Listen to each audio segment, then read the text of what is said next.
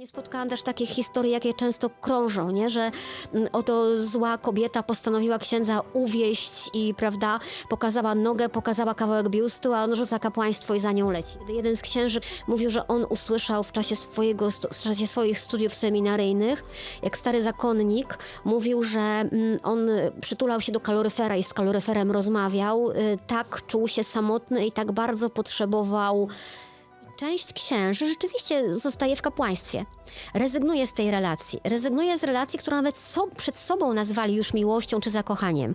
Rezygnuje z tej relacji, nawet jeżeli na przykład żyli ze sobą, tak? I uprawiali seks.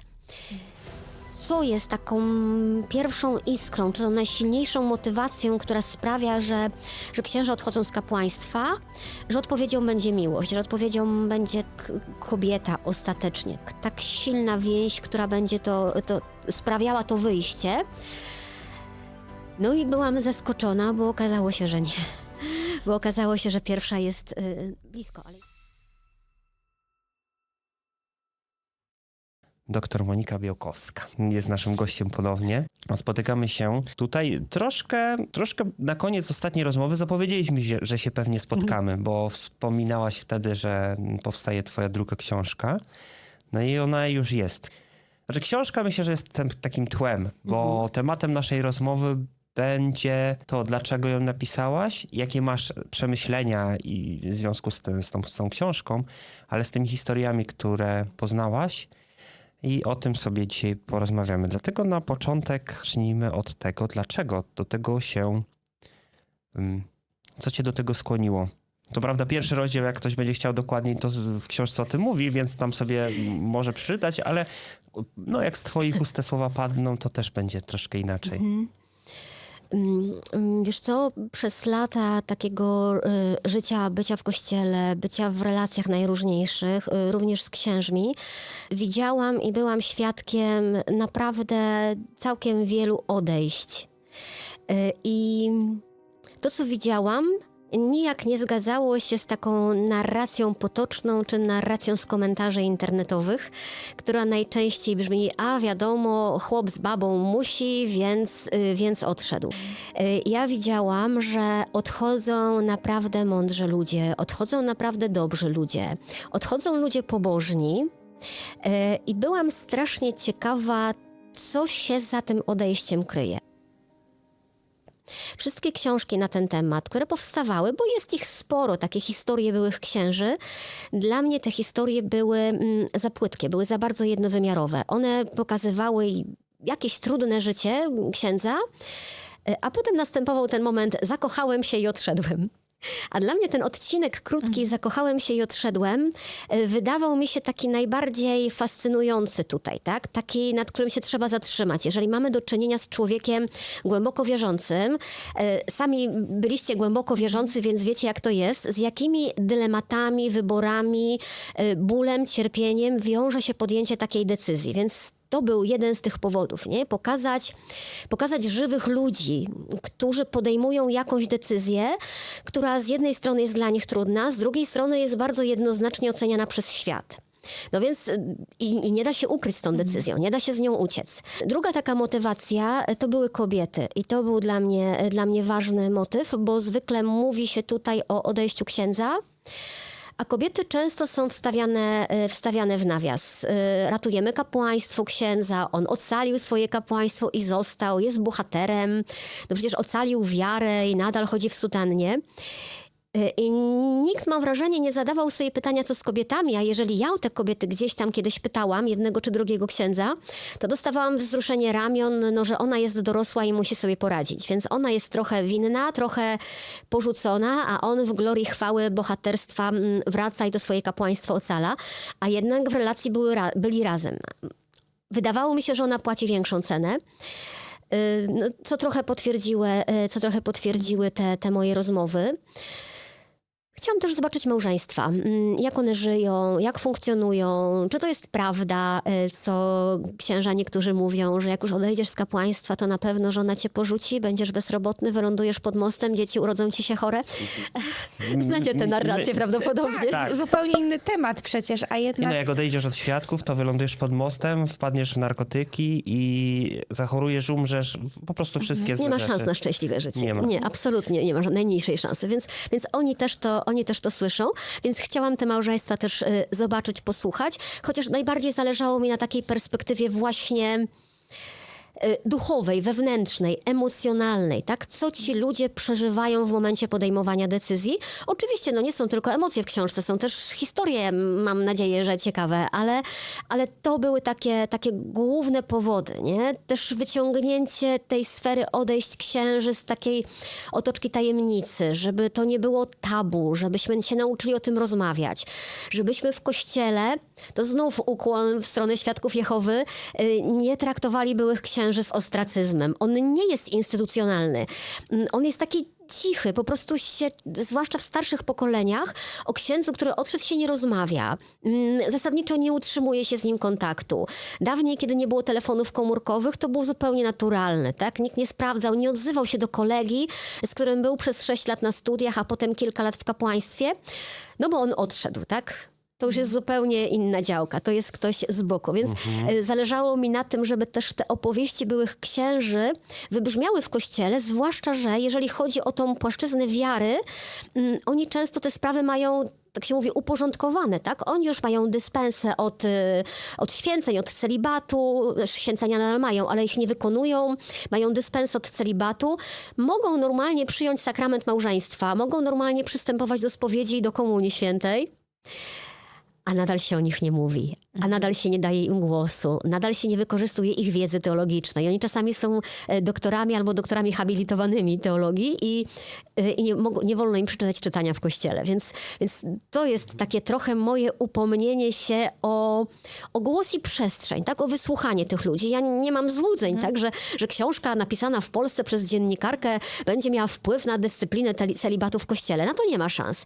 Ale jeżeli zaczniemy tych ludzi słuchać, to już będzie dużo. Pamiętam taki fragment, że właśnie jeden ksiądz później, no już miał dziecko i coś tam pytał, jego dziecko pytało katechetki, a ona mu mówi, że idź spytaj taty, bo on wie lepiej, no nie? Także, ale fajnie, że to zaakceptowała. Ale chciałam o coś jeszcze, znaczy twoją perspektywę dopytać trochę, bo mi teraz przyszło na myśl, chyba, że ty chcesz coś powiedzieć. Tak, ja bym Dobra. chciał, wiesz co, tak uporządkować, bo opowiada Monika tutaj o różnych rzeczach, które troszkę są mi obce. Czyli taki ksiądz, tak? On ma jakieś śluby, święcenia, tak? A później jak decyduje się odejść, to wygląda tak, że nie chcę być księdzem i dziękuję. Czy tam jest jakaś procedura oficjalna, która musi nastąpić? Czy jakiegoś rodzaju sąd i wyrzucenie? Jak to wygląda? Jak teraz, jeżeli ktoś chce zostać księdzem, to po 5 latach studiów przyjmuje takie pierwsze święcenia diakonatu. Jeszcze wtedy nie może odprawiać mszy świętej, jeszcze wtedy nie może spowiadać, ale już wtedy ślubuje celibat przy tych pierwszych święceniach, przy święceniach diakonatu. Rok później, średnio, bo to zależy, przyjmuje święcenia kapłańskie. I święcenia kapłańskie są sakramentem. Jeżeli są sakramentem, to wierzymy, że one są nieodwoływalne, że tego się nie da cofnąć. Można wystąpić z kościoła, ale chrztu w kościele katolickim, w ogóle w kościele, w chrześcijaństwie się nie wycofuje. On jest. Bierzmowania się nie cofnie, więc rozgrzeszenia się nie cofnie, kapłaństwa też się nie cofnie. Dlatego jeżeli ksiądz decyduje się na odejście z kapłaństwa, to z jednej strony może po prostu powiesić sutannę w szafie, wyjść z domu i nie wrócić, tak? To się zdarza. Bardziej kulturalnym sposobem jest jechać do swojego biskupa i powiedzieć mu, że odchodzę. I wtedy biskup mówi, to napisz mi tutaj papier, że odchodzisz. Biskup w tym momencie musi na niego nałożyć karę suspensy. ta kara, to brzmi groźnie, nie? Że nakłada na niego karę, ale ta kara sprawia to, że on w momencie, kiedy odchodzi, nie może po tym odejściu sprawować sakramentów, czyli jakby jest zawieszony w tych funkcjach, które dają mu święcenia.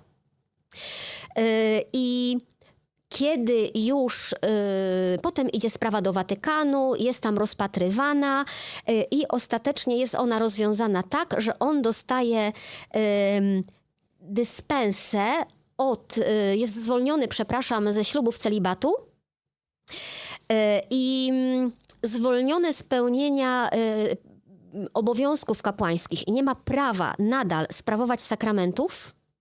Tak? Czyli on, odchodząc do małżeństwa, nie może odprawiać mszy świętej, nie może spowiadać, może normalnie już zawrzeć związek małżeński, bo dostał dyspensę od tego przyrzeczenia, został zwolniony z tego przyrzeczenia celibatu, który składa.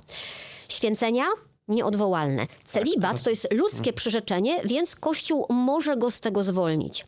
Co jest takim świadectwem, że ktoś był księdzem i że te święcenia są nieodwołalne, to, że zawsze do końca życia on jakby tę moc w sobie ma. Jemu nie wolno jej używać. Ale jest jeden wyjątek.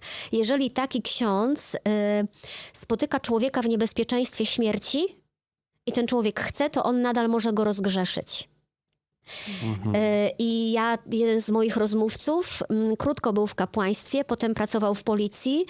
Mówi, że on więcej ludzi rozgrzeszył jako policjant umierających, niż zdążył rozgrzeszyć jako ksiądz. To też jest taka ciekawa historia. Niektórzy z tych byłych księży rzeczywiście, któryś rozgrzeszył swojego ojca na łożu śmierci. Takie sytuacje też się zdarzają. Więc on to ma, ale wie, że nie może jakby tej mocy sakramentalnej używać. No to byłby Nawet jakby grzech taki popełniłby? No byłoby to zdecydowanie jakieś nadużycie, chociaż ja słyszałam historię z Ameryki Południowej, że tam, gdzie brakuje bardzo mocno księży, tam biskupi, którzy jednak biorą to na swoje sumienie, na swoją odpowiedzialność, zapraszają takich byłych księży jednak do odprawiania, zapraszają ich do ołtarza, bo nie ma kto odprawiać. I wtedy to jest nie do końca zgodne z prawem, ale jeżeli biskup tak decyduje, no to człowiek tak robi. A jak Może to to wygląda z komunią, przyjmowaniem Komunii Świętej? Bo spotkałam się z tym, że jeden z bohaterów, być może więcej, no to bardzo chciał brać udział, ale czuł, że nie może jeszcze tego robić. To jest jakoś zakazane? Czy to było było odczucie? Wiesz co, to jest tak, że jeżeli oni nie mają jeszcze ślubu kościelnego, no to według prawa Kościoła nie mogą przystępować do Komunii Świętej, bo nie są małżeństwem, a ze sobą współżyją. To jest traktowane trochę jak, to jest traktowane jak cudzołóstwo, tak? Każde sypianie z kimś, kto nie jest sakramentalnym mężem czy żoną, według prawa Kościoła uniemożliwia przystępowanie do sakramentu komunii. Musisz iść do spowiedzi. No, przy sakramencie spowiedzi nie dostaniesz rozgrzeszenia. Więc oni jakby czekają na ten moment, kiedy już mogą zawrzeć sakramentalne małżeństwo, żeby móc iść do spowiedzi, żeby móc normalnie już przystępować też do wszystkich innych sakramentów. Ja jeszcze chciałem wrócić do tych podobieństw, bo kiedy powiedziałeś, że taki ksiądz, który odchodzi, to tam szczęścia nie znajdzie, to oczywiście to się z taką narracją, która nam bliska jest, nam skojarzyło, ale w tej książce też piszesz takie zdanie, że robię to dlatego, że zbyt często słyszałam z ust księży, iż eksów nie warto słuchać. Wiadomo, będą się wybielać, bo wiedzą, że przegrali swoje życie. I to określenie, że w ogóle eksów, ono jest też bardzo tożsame z tym, co znamy, ale to jest takie, no trochę wiemy, bo z tego, co wcześniej przed chwilą powiedzieliśmy, no to oni to są tacy przegrani, ale czy to jest tak, że zakłada się o nich, że oni są źli, nie wiem jakiego słowa właściwego tutaj użyć, ale że to są grzesznicy, no bo taki ostracyzm, z którego doświadczają, on musi mieć jakieś większe podłoże niż tylko to odszedł, to z nim nie rozmawiamy. Wiesz co, ja myślę, że to nie jest świadomość, że oni są źli i grzeszni, tylko że to jest raczej świadomość, że oni są tymi, którzy zdradzili. którzy nie wytrwali w naszej wspólnocie, którzy od nas odeszli.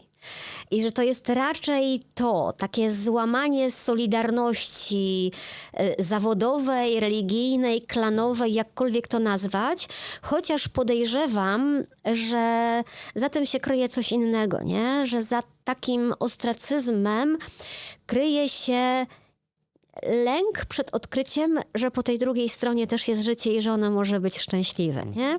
Że łatwiej jest tego nie widzieć, łatwiej jest tego nie mieć z tym żadnej relacji i nie patrzeć na szczęśliwego kumpla, który niedawno był księdzem, który teraz jest mężem i ma dzieci, niż się przekonać, niż zadać sobie pytanie, a może moje życie, może ja też bym tak chciał, I to, że księża, zwłaszcza z tych starszych pokoleń, jakby trzymali się z daleka od tych, którzy odeszli, to mogła być taka próba ich samoobrony w tej drodze, którą wybrali, nie? Utwierdzania się. Takie utwierdzanie się ja widziałam też trochę w innej formie, nie? Że księża będą czasami patrzyli z dumą albo namawiali młodych, fajnych chłopaków, żeby poszli do seminarium, bo to ich utwierdza w ich wyborze, nie? Że jeżeli następnie chcą iść, to znaczy, że ja wtedy miałem rację. Więc podejrzewam, że to się może kryć za takim ostracyzmem. Bo gdyby to było tylko myślenie, bo to są grzesznicy, to raczej byłby taki impuls do nawracania, do przekonywania, do zatrzymywania, cokolwiek, nie? Skoro przy tym ostracyzmie jesteśmy, no bo to jeden ostracyzm jest jakby ze strony księży, którzy tam zostali i faktycznie to, co mówisz, to dla mnie też ma dużo sensu. Trochę chyba lepiej rozumiem świadków, bo mechanizmy są chyba podobne. Ale co mnie zaskoczyło, to że nie wiem, czy taka jest reguła, bo jeszcze nie skończyłam, ale zdziwiłam się bardzo, że często ten taki ostracyzm, a nawet jakby jakieś takie, nie wiem, dokuczanie, to było ze strony rodziny na przykład tych kobiet, które w ogóle, znaczy te rodziny albo były w ogóle niewierzące, albo bardzo mało wierzące. W sensie ja w głowie bym się spodziewała, że no właśnie taka bardzo osoba wierząca to teraz właśnie powie, no ty nas zdradziłeś. A w kilku tam historiach spotkałam się, że na przykład rodzice tej kobiety, która się związała z księdzem, to oni w ogóle byli niewierzący, ale tak dokuczali jakby, bardzo nie mogli tego znieść, jakby się bali tego ostracyzmu społecznego, że sami zaczęli go stosować. Takie coś. Nie wiem, czy to dobrze przekazuje, ale to mnie zaskoczyło, że osoby, które teoretycznie powinny mieć... Przecież się nic nie stało, no bo są niewierzące. To tak się przejmują tym społecznym jakby tym, co się wydarzy, że same stosują ostracyzm. I nie wiem, czy to dobrze ujęłam. Wiesz co, to jest chyba ta różnica, która jest między Kościołem katolickim a świadkami, nie? Że świadkowie są jednak pewną niszą. Niezależnie od tego, czy wy się w niej wychowaliście i ona stanowiła cały wasz świat, no to świadkowie nie wyznaczają sposobu patrzenia Polaków na rzeczywistość. No tak. A Kościół katolicki trochę to wyznaczył, nie? Że w każdym mieście mniej więcej wiadomo, kto jest księdzem, nie? Że jak wychodzi na ulicę, to wiemy, że to jest ksiądz, więc oni jakąś taką pozycję społeczną mają. Ona się dzisiaj będzie wiązała oczywiście z coraz mniejszym szacunkiem, z coraz mniejszym autorytetem, ale my nadal wiemy, kto to jest ksiądz i wiemy, jak on powinien żyć. I chyba dlatego to się będzie wiązało z takim mocnym społecznym odbiorem, z tym, że taka dziewczyna przynosi rodzinie wstyd. Tak mi się wydaje, nie? Że to o tym mówimy tutaj. Za chwilę byśmy sobie przeszli do samych tych historii i tych twoich refleksji, ale zastanawia mnie jeszcze taka rzecz. Po napisaniu tamtej pierwszej książki o byłych zakonnicach, być może w twojej głowie pojawiły się jakieś założenia, że wśród księży może być tak i tak, lub wpadłaś na ten pomysł, że chce, tak jak powiedziałaś, że chcesz zgłębić, co się dzieje w tym etapie pomiędzy tym odejściem a wcześniej. Być może miałaś jakieś założenia, być może wydawało ci się, że będzie tak i tak, kiedy będziesz rozmawiać z tymi osobami, a w trakcie rozmów okazuje się, że albo twoje założenia się potwierdzają, albo jest zupełnie inaczej? Czy tak było w tym przypadku? No i jak było w zasadzie? Było. Wiesz, te książki się różnią od siebie tym, że po siostry przyszło do mnie wydawnictwo. Ja z tym celibatem rzeczywiście chodziłam od wielu lat i chodziłam z taką myślą, że kiedyś chciałabym taką książkę napisać. Ale byłam przekonana, że jeżeli będę chciała sprowadzić tę historię do wspólnego mianownika i sprawdzić, co jest taką pierwszą iskrą, czy tą najsilniejszą motywacją, która sprawia, że księża odchodzą z kapłaństwa, że odpowiedzią będzie miłość, że odpowiedzią będzie tak kobieta ostatecznie, tak silna więź, która będzie to sprawiała to wyjście. No i byłam zaskoczona, bo okazało się, że nie. Bo okazało się, że pierwsza jest blisko, ale jest samotność. Że to doświadczenie samotności dopiero sprawia, że jest jakaś przestrzeń na drugiego człowieka i na kobietę. Że ja nie spotkałam księdza, który w kapłaństwie byłby absolutnie szczęśliwy, spełniony, zafascynowany tym, co robi, nie mający wolnego czasu, bo robiący rzeczy, które go pasjonują. I który spojrzy na dziewczynę i tak się zakocha, że ją rzuca i odchodzi. Takich historii nie spotkałam. Nie spotkałam też takich historii, jakie często krążą, nie? Że oto zła kobieta postanowiła księdza uwieść i, prawda, pokazała nogę, pokazała kawałek biustu, a on rzuca kapłaństwo i za nią leci. Nie, to jest nie taka kolejność. To pierwsze to jest takie naprawdę ogromne doświadczenie samotności takiej naprawdę egzystencjalnej, takiej, która nie znajduje nigdzie odpowiedzi. Ja opowiadam o tym w kilku miejscach, ale mnie to poruszyło, kiedy jeden z księży, który nie jest tu w książce ujęty, bo to nadal jest księdzem, mówił, że on usłyszał w czasie swoich studiów seminaryjnych, jak stary zakonnik mówił, że on przytulał się do kaloryfera i z kaloryferem rozmawiał, tak czuł się samotny i tak bardzo potrzebował ciepła i rozmowy. Więc to jest... No to było jedyne ciepłe miejsce. Tak. To było jedyne ciepłe, do czego mógł się przytulić. Ja bardzo polecam koty jeszcze, jakby co, też trochę pomagają. Ale wiesz, jednocześnie to jest w szoku jestem, bo no wiesz, ja w sumie chyba nigdy nie rozmawiałam z księdzem. Tak naprawdę, pomijając to, jak jeszcze mieliśmy firmę i czasem ktoś przychodził coś zamówić. Więc czekam na taką rozmowę, musimy się zmotywować. Ale w głowie mam tak, że dla osób wierzących to jest taki trochę terapeuta w pewien sposób, no bo on wysłuchuje, czasem daje rady, no tak upraszczam to oczywiście. I żeby być taką osobą, dawać takie wsparcie duchowe na przykład, to wydaje mi się, że trzeba mieć z czego nalać. A oni z tego, co mówisz, często są, znaczy puści w środku źle brzmi, negatywnie, ale chodzi mi tak emocjonalnie puści. I myślę, że tutaj poruszasz bardzo ważną rzecz. Oni są trochę terapeutami, trochę dźwigają w konfesjonale, kiedy nie mogą z tym do nikogo iść, a nie mają wsparcia terapeutycznego. No, odpuszczają, tak? Stukają, wiedząc, że to nie oni odpuszczają, ale są tym głosem, który wysłuchuje masy nieszczęść. Przychodzą ludzie z najróżniejszymi problemami. Do tego idziesz do katechezy, która... No niezależnie od tego, co myślimy o katechezie w szkole, to jeżeli ksiądz ma jej 20 godzin w tygodniu, czy niektórzy mają jeszcze więcej, no to na każdej katechezie spotykają się z młodzieżą, która jest niechętna, wroga, wcale niesympatyczna.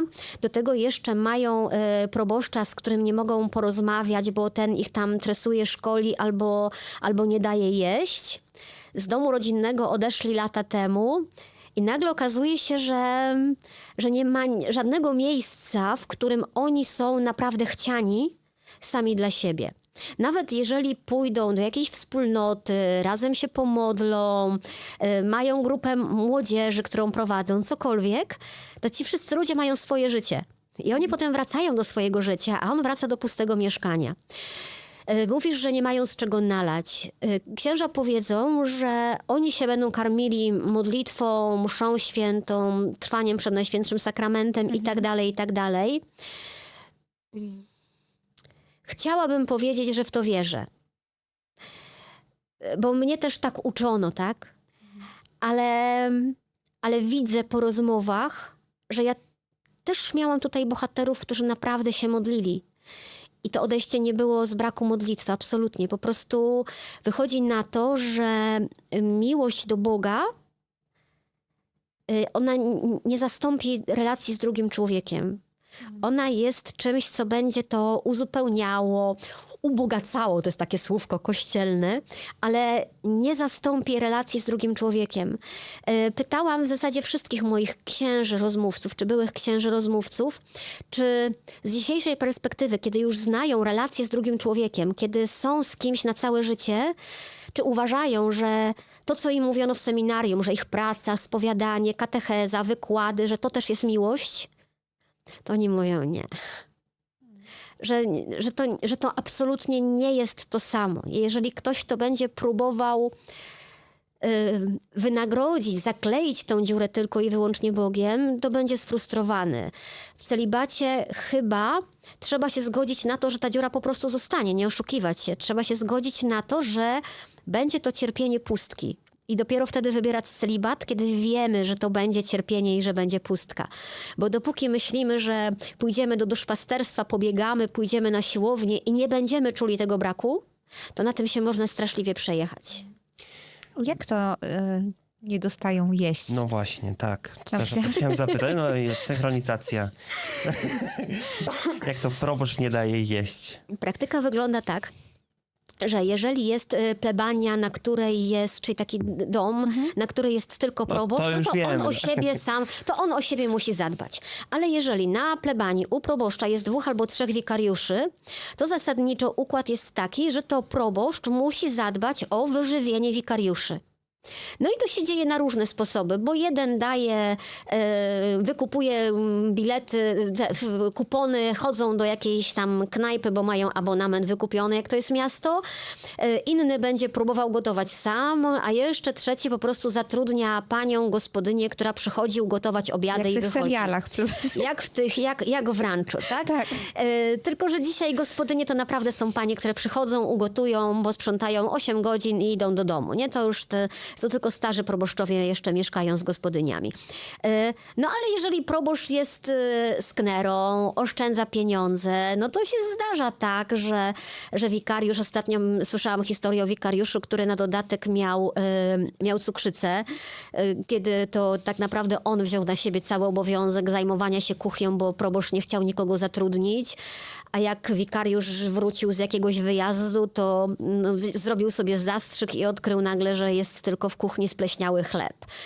Więc ja mam wrażenie, że to się naprawdę zdarza rzadko, że to nie są reguły, ale takie sytuacje są. Ja takie miałam nawet w bliskim otoczeniu, gdzie proboszcz nie miał gospodyni i dawał wikariuszowi do jedzenia regularnie zupki chińskie, makaron. No długo można, nie? Na takim studenckim jedzeniu, ale to jest w ogóle trudny temat, bo jakby zorganizowanie kuchni dla 4 czy 5 chłopa, z których każdy pracuje w innych godzinach, to jest trudne. W zakonach sobie z tym łatwiej radzą, a na plebaniach różnie bywa. Wiesz co, to jest coś, co tak przez chwilę sprawiło, że wszedłem w zupełnie nieznany mi świat. No bo to są teoretycznie oczywiste rzeczy, ale spotykam się z tym, jak my tutaj mamy naszych gości, oni opowiadają historie, dla mnie one są oczywiste, a ludzie mówią, jejku, zupełnie inny świat. Dla mnie, tak jak teraz opowiada, że takiej plebanii, nigdy w ogóle nad tym nie myślałem, nawet nie wiedziałem, że tak funkcjonuje. I łącząc to z tym, co przed chwilą też mówiliśmy o tej samotności, że to jest taka trochę nieoczywista jest ta samotność tym wszystkim jako powód do takiego odejścia. Zacząłem się zastanawiać, jak to życie tego księdza wygląda tak na co dzień. Dlaczego on się czuje samotny? Co tak powoduje? Czy są jakieś, nie wiem, schematy takiego życia, że przez to, że ma tyle obowiązków bądź czegoś i system jest tak stworzony, że on będzie tą samotność odczuwał? Jakaś samotność jest wpisana w to życie, nie? Ale problemem jest to, że księża mają zasadniczo nieumiejętność budowania relacji między sobą. Bo jeżeli my myślimy o tym, że mieszka, 4 czy 5 facetów w jednym domu, czy 3, no to wyobrażamy sobie, że jeżeli oni się lubią, to można żyć całkiem spokojnie. Wracają po pracy, wieczorkiem, O co chodzi, nie? Piwko, Meczyk. meczyk, nie? To Można z tym przeżyć. Problem polega na tym, że oni chyba niespecjalnie są nauczeni rozmawiania ze sobą, wiesz, takiego poważnego rozmawiania, dzielenia się swoimi problemami, że oni będą załatwiali między sobą sprawy. Potem każdy idzie do swojego pokoju czy do swojego mieszkania i absolutnie nie opowie drugiemu, poza konfesjonałem, o tym, co go gryzie i z czym ma problem. Zwierzenie się ze swoich problemów oznacza to, że natychmiast powstaje loża szyderców, czyli kolegów, którzy urządzają sobie z ciebie żarty. Nigdy nie wiesz, kiedy ktoś wykorzysta coś przeciwko tobie i pójdzie z tym do biskupa, żeby zrobić tobie problemy, nie? To nie ma tam zaufania i nie ma umiejętności budowania takich głębokich relacji. Nie ma Dlaczego wspólnot tak jest? księży. Ostatnio rozmawiałam z księdzem i to chyba jest ważne, że to ksiądz powiedział, nie ja, który twierdził, że w ogóle do seminarium idą zbyt często ludzie niedojrzali emocjonalnie i tam w tym seminarium nie mają możliwości emocjonalnie dojrzeć. Że oni zostają na poziomie trochę takich chłopców, którzy nie potrafią wyjść z konfliktu, ale też nie potrafią zbudować głębszej więzi. Jak o tym teraz rozmawiamy, to przypomina mi się te fragmenty naszej pierwszej rozmowy, kiedy mówiliśmy o klasztorach, ale też rozmowy ostatniej, którą tutaj przeprowadzaliśmy z byłą zakonnicą. I takie to zwierzanie się, że tego nie ma, że nie masz żadnej przyjaciółki w takim zakonie, nie możesz z kimś rozmawiać, to jest element w ogóle tego życia. To jest, musisz być sama tylko ze sobą. Tak rozumiem z tego, co mówisz, że podobnie jest w takim seminarium z księżmi. Wiesz co, tylko że u sióstr to jest nazwane. A u księży absolutnie nie ma takiej zasady. Księża się ze sobą przyjaźnią i te przyjaźnie potrafią trwać kilkanaście, kilkadziesiąt lat. Oni mogą wyjść z jednego rocznika i na emeryturze nadal być przyjaciółmi, więc nie ma tutaj takiego zakazu. Ale ja myślę, że w ogóle w naszym społeczeństwie mężczyźni, zwłaszcza z tych starszych pokoleń, oni są nienauczeni mówienia o emocjach. Oni są nienauczeni przyznawania się do swojej słabości jakiejkolwiek. Więc to może być problem, który generuje właśnie potem tę samotność. Tak, chwila na refleksję. Być może tak jest, jak mówisz. Ciekawi mnie to, że to jest takie, tutaj jest nazwane, tu jest nienazwane. Tak. Trochę jest rzeczywiście tak, że jakbyśmy wzięli sobie statystyki tego, kto najczęściej popełnia samobójstwa, to najczęściej są to mężczyźni. I zastanawiamy się jako społeczeństwo, z czego to wynika i jakieś wnioski mamy. I rzeczywiście tak, po prostu mężczyźni nie mówią. Cieszy mnie to, że trochę to się zmienia dzisiaj. I w ogóle rozmawianie o tym i normalizowanie tego, że mężczyźni też mają problemy, jest czymś naprawdę dobrym i potrzebnym. Wiesz co, teraz są już takie myśli wśród tych młodszych pokoleń księży, żeby budować coś w rodzaju wspólnot, tak? Oprócz tego, że biskup posyła mnie na tą czy na tą parafię, to jest jakaś grupa, która chce się spotykać razem od czasu do czasu, raz na miesiąc, żeby się razem pomodlić i żeby porozmawiać właśnie o swoich problemach, o tym, co ich gryzie, o tym, co im się udało. I takie próby powstają. Trochę inaczej to wygląda w życiu zakonnym, bo możemy rozmawiać o księżach diecezjalnych i to o nich mówię. Domy zakonne wyglądają trochę inaczej, bo tam, kiedy człowiek jest wysłany, to z takim założeniem i myślą, że tam już jest wspólnota, że my wchodzimy do domu, w którym są bracia. No i niestety tutaj też często okazuje się, że jest to fikcja. Ja znam domy zakonne, gdzie rzeczywiście oni funkcjonują jak bracia i jak rodzina i wtedy lubię tam jechać, bo jak mi mówi ktoś, że wraca do braci, to ja słyszę, że on mówi o rodzonych braciach i muszę sobie przypomnieć, że nie, że to są zakonni. No a są takie domy, że też każdy z nich, tak jak mówią tutaj panowie w książce, że się każdy z nich zamykał w swojej celi, w swoim pokoju i tam w samotności oglądał mecz. Więc myślę, że to bardzo dużo zależy, tak jak u sióstr, zależy to od pewnego systemu, który zostaje tam narzucony i pilnowany nie wiadomo po co. To księża takiego systemu nie mają, więc mają dużo większą szansę i możliwość, że wszystko tutaj zależy od ich tak naprawdę osobistych predyspozycji, od takiej umiejętności wychodzenia, mówienia, szukania, słuchania, no i od tego, czy akurat trafią na kogoś, kto będzie ich chciał wysłuchać i przyjąć z tą słabością, bo to też jest ważne, nie? A czy można powiedzieć, trochę zmieniając temat, że księdza może spotkać wypalenie zawodowe? Tak, oczywiście. W ogóle myślę, że to ciekawa byłabym badań na ten temat. Ale księża chorują na depresję, księża popełniają samobójstwa, księża mają wypalenie zawodowe. To są, myślę, że będą tutaj w grupie dosyć wysokiego ryzyka jednak. Bo to jest praca, która z jednej strony jest wymagająca emocjonalnie, z drugiej strony z założenia nie ma się za nią zapłaty, tak? Momentami też taka trochę niewdzięczna, biorąc pod uwagę jakby społeczne nastroje często. Jak wygląda dzisiaj społeczeństwo? Jeżeli wyobrazimy sobie teraz księdza, który rzeczywiście jest przyzwoity, żyje porządnie, nie ma kobiety na boku, lubi pracować z młodzieżą, a wychodzi na ulicę i słyszy za sobą, że krzyczą za nim, że pedofil, a on akurat ma kryzys, no to go dobija podwójnie, nie? I potem jest trudno stanąć mu na nogi. No ten motyw tej jakby terapii tutaj trochę się nam pojawia. Ja o tym myślę dlatego, że my oczywiście nie robimy takiej roboty jak księża, ale przez to, że czasami mamy trudne rozmowy, takie, w których leją się łzy, są trudne tematy, to nas obciąża, ale to jest w ogóle inna skala przecież, bo to jest, nie wiem, nagrywamy taką rozmowę taką cięższą, nazwijmy to, nie wiem, raz na 2 tygodnie, a i tak potem na przykład my to musimy ze sobą przegadać, czasem z kimś innym przegadać, czasem sobie zostawić trochę przestrzeni na to, żeby jakby dojść do siebie. A tutaj no nie ma jakiegoś superwajzora, który by powiedział, no słuchaj, okej, to doświadczyłeś tego, musisz to sobie przerobić. To na pewno obciąża bardzo. Obciąża i znowuż zależy kto na kogo trafi. Nie ma superwizji, nie? Coś takiego nie funkcjonuje.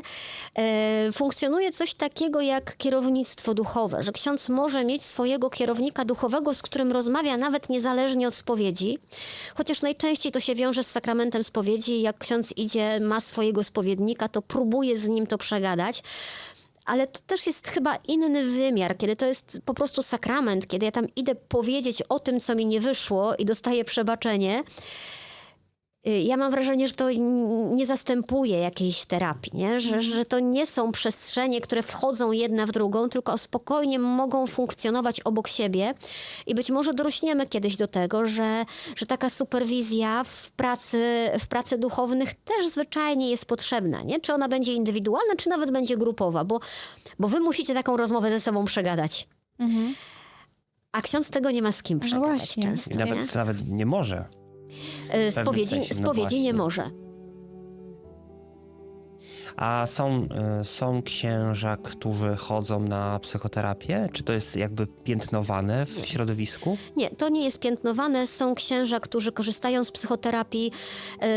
Są księża, którzy są psychoterapeutami, tak, kończą już takie studia też, żeby głównie pomagać innym księżom, więc nie. Myślę, że to jest trochę demonizowane w niektórych ruchach, w niektórych kręgach Kościoła, że będą tutaj się przed tym bronili, ale mądrzy biskupi już wysyłają swoich księży na studia i dbają o to. W niektórych miejscach powstają nawet takie poradnie psychologiczne przy diecezji, do których ksiądz wie, że może się zgłosić. Zgłosi się albo się nie zgłosi, zależy czy lubi tego konkretnego księdza, który tam siedzi, to jak wszędzie, ale takie możliwości już zaczynają powstawać. To, że są księża, którzy są psychoterapeutami, to sobie też przypomniałem, bo u Piotra, naszego przyjaciela w Holistikum, które tam często się pojawia w naszych rozmowach, jeden właśnie z terapeutów jest księdzem. No i wiem, że, bo nasi rozmówcy, którzy przychodzą, mogą skorzystać bezpłatnie z takich konsultacji na początku. Tam to jest kilka spotkań różnie. No i jeden z nas to sobie właśnie wybrał jako tego terapeutę księdza. Że po prostu wiadomo, w relacji z terapeutą musi coś kliknąć, a tutaj taki ksiądz, który może być dobrym specjalistą, psychoterapeutą, może mieć też duże doświadczenie w traumie religijnej, które Tak. to tutaj było potrzebne, więc On to... doskonale będzie to rozumiał, chociaż zdarza się też, że księża, którzy są psychoterapeutami, przyjmując, na przykład u siebie w gabinecie, nie używają tego tytułu ksiądz. Że oni chcą oddzielić te funkcje, nie? Że czym innym jest spowiedź i rozmowa z księdzem, czym innym jest psychoterapia. Wtedy to rozdzielają. Swoją drogą, jak połączyć tematy z odejściem księży, to wiem, że biskupi raczej niechętnie wysyłają czasem księży na studia i na psychologię i na psychoterapię, bo dają księdzu przyszły zawód do ręki. A, bo jak I on to wysyła... jest ten kierunek, że jak ktoś skończy psychologię, psychoterapię, to, no to w następnym kroku może podziękować biskupowi za współpracę i odejść z kapłaństwa i takie historie też się zdarzają. Ale to jak? To jak mówisz, że biskup może wysłać na studia, no nie? Czyli to wtedy to jakoś jest finansowane? Aha, dobra, okej. No to tak, no to taki zawód dostaje do ręki, no bo gdyby to sam musiał sobie zapłacić za te studia zaoczne najczęściej, Różnie. no to... Czasami, jeżeli ksiądz chce sam, to prosi o zgodę na studia i sam je sobie opłaca, a jeżeli biskup kogoś wysyła, no to wtedy on te studia finansuje. Okej. Ja wcześniej zapytałem o te przyczyny i mówiliśmy o tej samotności, ale też zapytałem o taką codzienność księdza i trochę to tak umknęło. Trochę mnie to interesuje. Wstaje rano i... No, jak taka codzienność księdza? On cały dzień odprawia mszę, jeżeli na takiej parafii jest ich kilku, no bo wiem, że w kościele te msze są o różnych godzinach, to jak to wygląda? Ksiądz wstaje rano, najczęściej rano idzie do konfesjonału przed mszą, to zależy jak jest msza ranna, o 8, o 7, różnie bywa. W międzyczasie Bo ludzie przed mszą przychodzą do konfesjonału, do spowiedzi, tak, przed mszą. Najczęściej przed mszą. Chyba, że są takie, spowiedzi przed świętami, to one są wtedy długie, ale zwykle ksiądz siedzi w konfesjonale i czeka na spowiadających się przed mszą. Kto chce, to może przyjść. Jak nikt nie przychodzi, to ksiądz i tak pół godziny wcześniej siedzi w tym konfesjonale. Czasem marznie i nikt nie przychodzi, tam czyta sobie książkę albo odmawia brewiarz. Brewiarz to jest taka modlitwa księdza rozłożona na kilka momentów w ciągu dnia. Więc jutrznia jest tą modlitwą poranną, więc odmawia te poranne psalmy. Potem odprawia mszę świętą, zjada albo nie zjada śniadanie. Jeżeli jest katechetą, jeżeli uczy w szkole, no to idzie do pracy, do szkoły na tyle godzin, na ile chodzą zwyczajnie nauczyciele, tak żeby ten etat wyrobić. Jeżeli chodzi o szkołę, to księża mają często tak, że mają tak układany plan, żeby jeden dzień w tygodniu mieć wolny, dlatego że oni niedzieli de facto nie mają wolnej. Niedziela nie jest ich wolnym dniem, więc żeby mieli taki dzień na reset, to mają jeden dzień bez katechezy i wtedy mogą wyjechać do rodziny, do przyjaciół, gdzie tam chcą. Wieczorem, jak już wracają ze szkoły, zjedzą obiad, no to wieczorem mają zwykle kolejną mszę świętą. Jak jest jak są wikariusze, no to jest tam druga msza święta też, bo mszy świętych zwykle w ciągu dnia jest tylu, ilu jest księży w parafii, albo muszą odprawiać ją w koncelebrze, czyli 2, 3. I tak wygląda dzień wikariusza. Do tego dochodzą spotkania ministrantów, jakieś duszpasterstwo, które jest prowadzone, przygotowanie ludzi do bierzmowania. Przychodzą pary przygotowujące się do sakramentu małżeństwa. No i sezonowo to będą jeszcze drogi krzyżowe odprawiane, to będą nabożeństwa majowe i tak dalej, i tak dalej. Więc ten wieczór też jest jeszcze zajęty. Jeżeli jest niedziela, no to niedziela na plebanii to jest zawsze od rana do wieczora, bo to jest msza po mszy, tak? Zawsze któryś odprawia, któryś rozdaje komunię. Jeżeli ksiądz A odprawia mszę świętą, to B przychodzi tam jeszcze mu pomóc rozdawać komunię świętą. Ktoś przychodzi posiedzieć w konfesjonale, więc oni w tę niedzielę są w zasadzie cały dzień w kościele. No w porze od obiadu do wieczora mają tam chwilę wolnego. Ja najbardziej się zastanawiam, co robią i jak ciężko pracują. I wierzę, szczerze wrócę, że wikariusz, który ma szkołę, zwłaszcza jeżeli ma powyżej etatu, a parafia jest żywotna, że tych grup jest sporo, że on rzeczywiście może być zmęczony i zapracowany. Że to jest, no dostają czasami po tyłku, nie? Fizycznie. Ja się zastanawiam, prawdę mówiąc, co robią proboszczowie na wsiach. No właśnie, ja też, a gdzie Kiedy jest jest proboszcz? jeden- Pytanie. Kiedy jest jeden ksiądz, który mieszka w swoim domu na wsi, nie ma katechezy i musi odprawić jedną mszę dziennie. No to co? Wstanie, no przypuśćmy, że ma mszę poranną, no może ma wieczorną w parafii, nie wiem, ale to jest godzinę msza zajmuje. I co dalej? Jak ma remont, no to robi remont, nie? No jakieś papiery musi załatwiać, ale takie same jak my w domu musimy załatwiać, że rachunki trzeba zapłacić, jakiś podatek, spoko, nie? Ale co poza tym, to prawdę mówiąc, ja sama się zastanawiam. Okej, czyli właśnie jakby inaczej wygląda życie. Zwłaszcza, że czasami proboszczem zostaje człowiek 40-50-letni. I teraz jest człowiek między 40 a 50, który musi odprawić codziennie jedną mszę godzinną, a poza tym, no nie wiem, może czyta, uczy się. Ale wcześniej mam pewnie nadzieję. się napracował jako wikariusz, tak? Bo chyba musi... musi Tak, ale ja jestem po 40 i jeszcze nie mogę pracować No tak. godzinę dziennie. Okej, a jest jakiś, nie wiem, plan mszy? Mają księża coś takiego, że 100 pomysłów na mszę, na przykład i oni sobie czy to muszą sami tworzyć? Nie. Msza święta jest ustalona w mszale i we mszy świętej nic nie wolno zmieniać. Aha. To, co możesz we mszy świętej zmieniać, to organista, który ci dobiera śpiewy, też według określonego klucza, no i mówisz kazanie, tak? Więc czyli to kazanie to jest dobre. Kazanie to jest to, co jest zmienne, co na każdej mszy świętej jest inne. Okej. No i jak trafisz na mądrego księdza, to ono jest krótkie i wiesz, o czym mówił. A jak trafisz na kiepskiego księdza, to ono trwa 40 minut i nie potrafisz na koniec powiedzieć, o czym on w zasadzie chciał ci powiedzieć. Okej. No i przygotowanie kazania, no to jest taka praca, no ale nie oszukujmy się, powiedzenie 5 minut czegoś, co nawiązuje do Ewangelii. Jeżeli ktoś jest jeszcze wierzący i myśli i jakoś to przeżywa, to nie powinno to zajmować całego dnia przygotowanie tego. No ale ja się nie znam. Ja coś chciałam jeszcze zapytać o taką, nazwę to logistykę. No bo to faktycznie, tak jak przedstawiłaś, pomijając tych proboszczów na wsi, to dużo się dzieje. Ale jak parę razy byłam na pogrzebie katolickim, no to potem było po pogrzebie czytane, że msze święte za tę osobę odbędą się tego, tego i tego.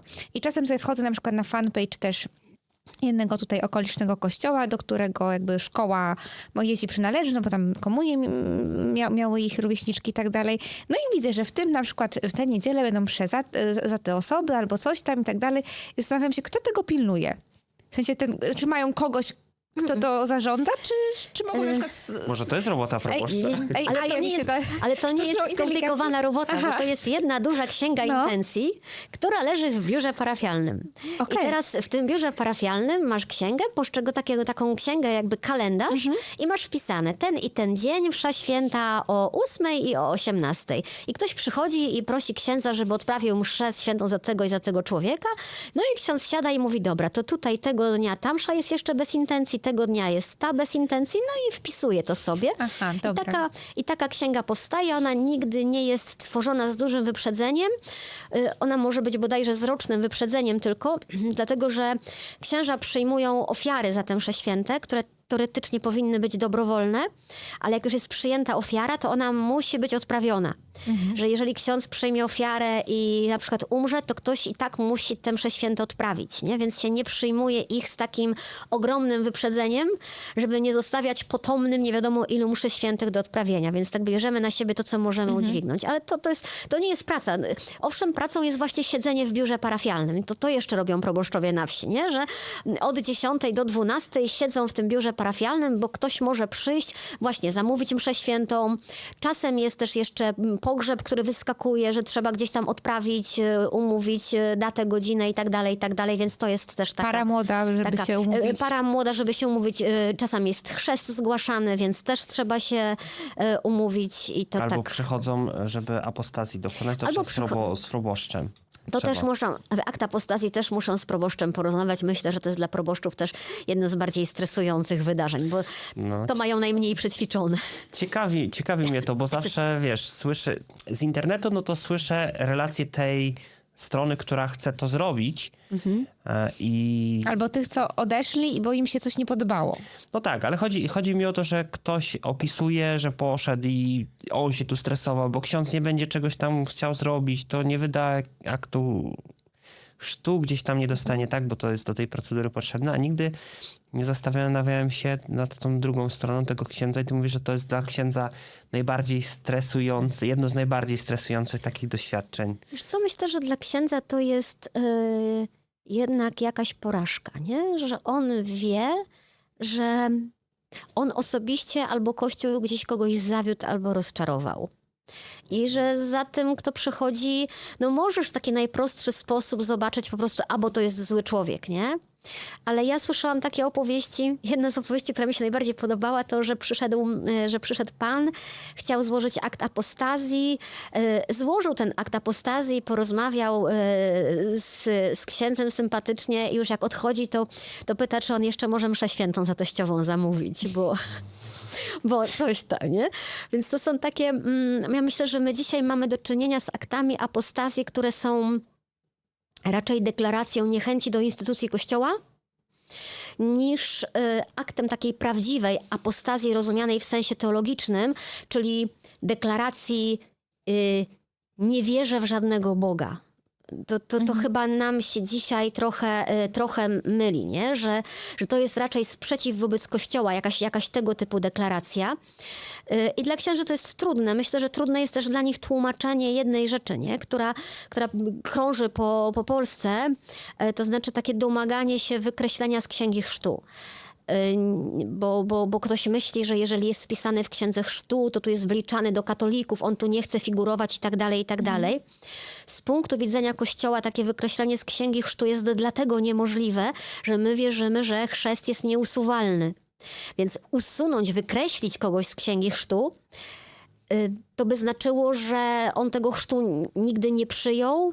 Nie da się cofnąć czasu. Wpisane jest w księgę, że on dokonał aktu apostazji, bo się znajduje jego księga chrztu. Robi się te adnotacje, że on już do Kościoła nie chce należeć.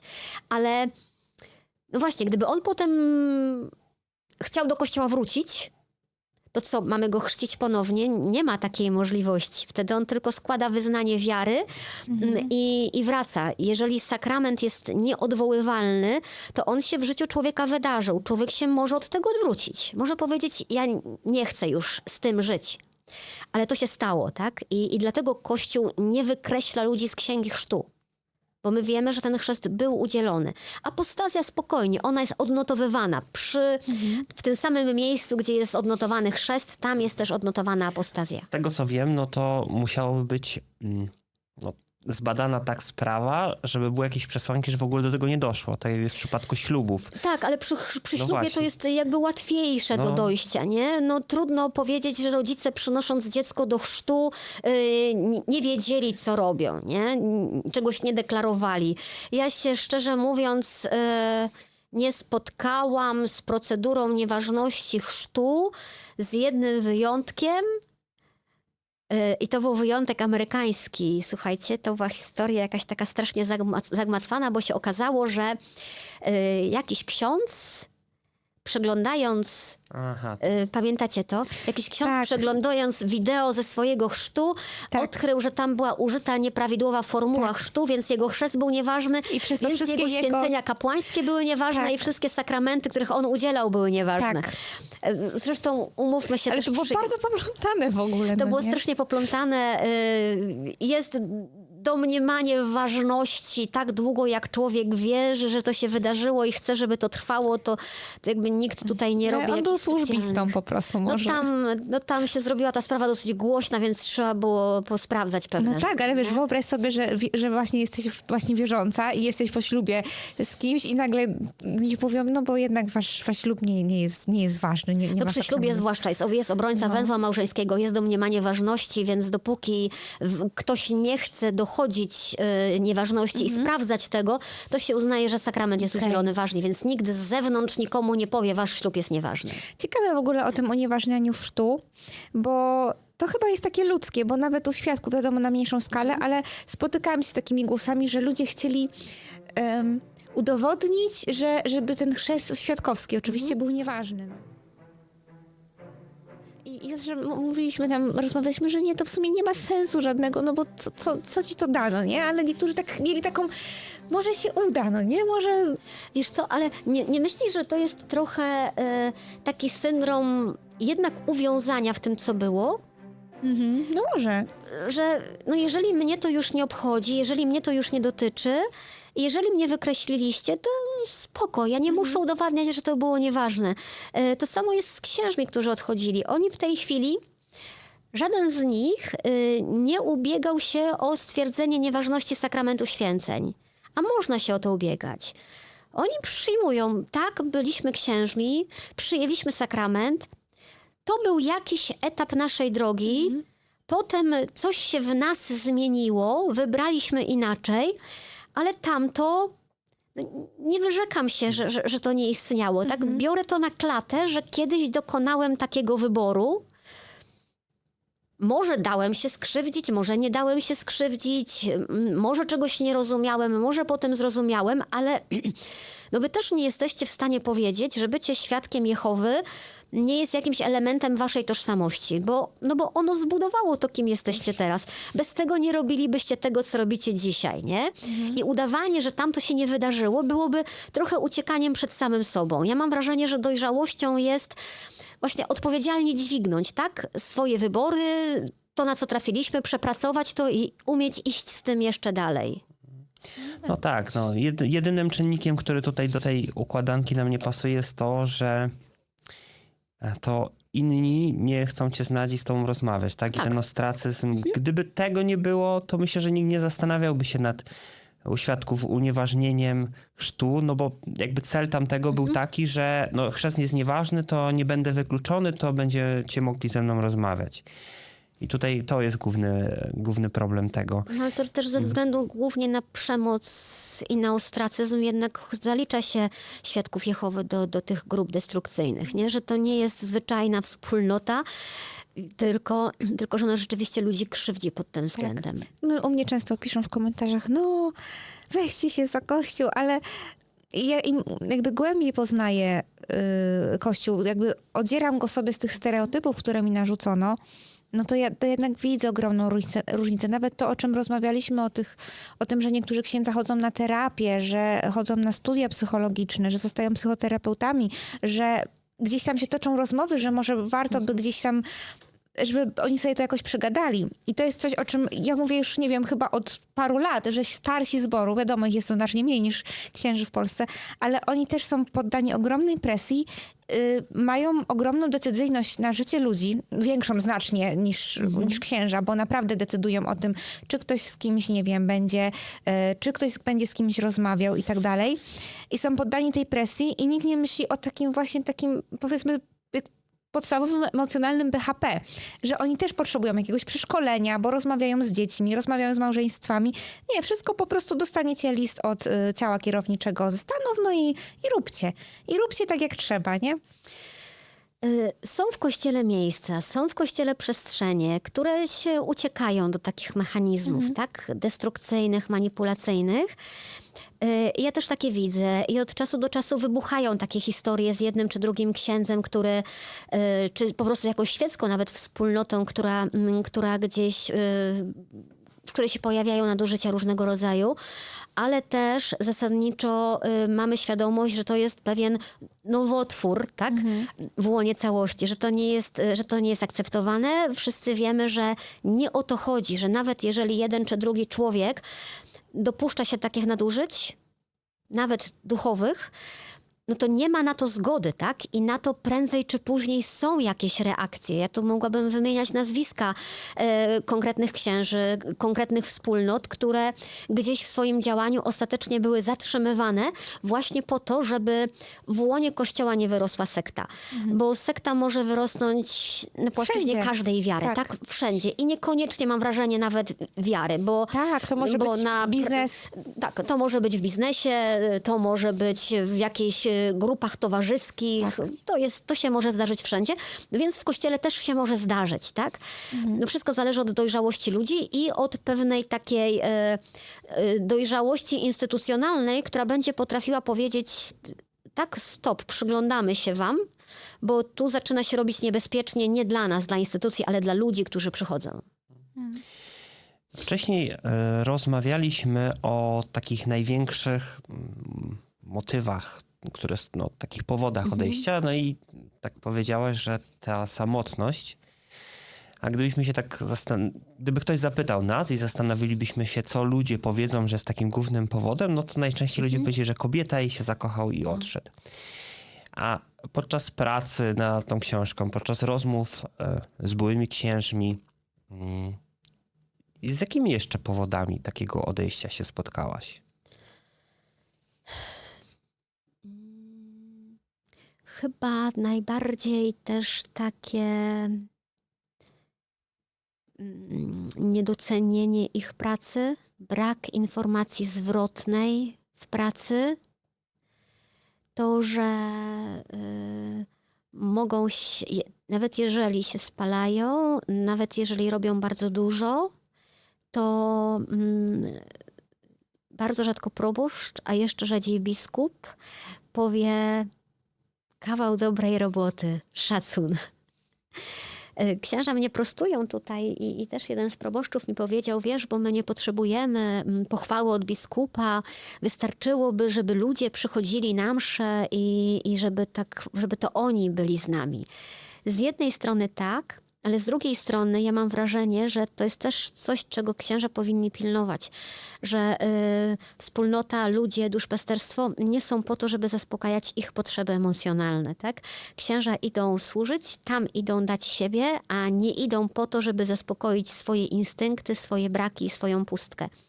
Więc ja mam wrażenie, że jednak takie docenienie znów instytucjonalne, hierarchiczne, takie odpowiedzi zwrotne, ten komunikat właśnie kawał dobrej roboty, doceniam to, to jest bardzo ważne. My w Kościele w zasadzie nie mamy w ogóle do czynienia, tak jak mówiliśmy o superwizji, nie? Z żadną superwizją pracy. Nie mamy do czynienia z żadną ewaluacją, z żadnym sprawdzeniem, czy coś nam wyszło, czy nie wyszło, dlaczego nam to nie wyszło, co możemy zrobić następnym razem lepiej. Dostajesz zadanie, zrobiłeś, dostajesz następne zadanie i nikt nie rozmawia o tym, co się wydarzyło i chyba to też powoduje takie, to o czym wspomniałaś, nie? Że takie wypalenie zawodowe, takie poczucie, że w zasadzie po co ja to robię? Oddałem całe swoje życie. Dlaczego? I ten argument dla Boga działa do pewnego momentu. No właśnie, ale działa do momentu, kiedy nie przyjdzie do ciebie człowiek, nie usiądzie i nie powie: kurczę, ale zrobiliśmy razem super rzecz, nie? Że ktoś konkretny, że kobieta zaczyna cię doceniać, zaczyna mówić, że coś super wyszło, zaczyna działać razem z tobą, bo myślę, że to jest też ważny motyw, nie? Że wreszcie nie jesteś w tym sam. Tego się nie da inaczej ująć, nie? Że nie musisz tego dźwigać sam, że dźwigacie to razem i to razem jest bardzo, bardzo ważne. A jak często pojawia się motyw na przykład kryzysu wiary, że taki ksiądz przestaje wierzyć albo ta wiara jest jego tak słaba, że nie jest w stanie pomagać innym albo być takim nauczycielem duchowym? Kiedy sobie myślę, ilu z tych moich rozmówców ostatecznie odeszło od wiary, no to muszę powiedzieć, że żaden. Że przychodzi raczej takie pytanie, raczej przewartościowanie wiary i nazywanie tej wiary inaczej, ale nie odejście od wiary. Że trzeba sobie przebudować obraz Boga, który wcześniej był takim Bogiem rygorystycznym, a staje się Bogiem miłości i relacji. Że trzeba uwierzyć w Boga, który pójdzie za mną wszędzie. Boga, który nadal ma na człowieka plan, nawet jeżeli człowiek tego pierwszego planu nie wykona. Tak? Boga, który nie ogranicza człowieka w jednym powołaniu i mówi mu, jak tego nie spełnisz, to już nic się więcej nie wydarzy. Bo nie spotkałam w tych historiach kogoś, kto by mówił, przestałem wierzyć w Boga. Mówią raczej, ja przestałem wierzyć, że Bóg naprawdę ode mnie oczekuje takiego cierpienia. Ja zacząłem wierzyć w Boga, który jest miłością i się objawia w relacji. W relacji z drugim człowiekiem. Spotkałam się z pytaniami, jeżeli my mówimy, że Bóg jest miłością, to dlaczego ma mi zabraniać miłości? Jeżeli Bóg jest miłością, to dlaczego grzechem ma być pójście za miłością drugiego człowieka, nie wyrzekając się Boga? I to są pytania, na które oni nie znajdują odpowiedzi. Ale to nie jest kryzys wiary, który mówi, Boga nie ma. To nie. To dla mnie to było niesamowite, jak czytałam tę książkę, bo przez całe swoje życie, dzieciństwo przeczytałam niezliczoną ilość strażnic, świadków Jehowy, roczników, jakichś innych publikacji. No i tam były doświadczenia osób, które nawróciły się albo które opowiadały swój życiorys. I ja nigdy nie czułam, żeby tam była wiara, mimo wszystko. A przeczytałam tego naprawdę dużo, całe życie.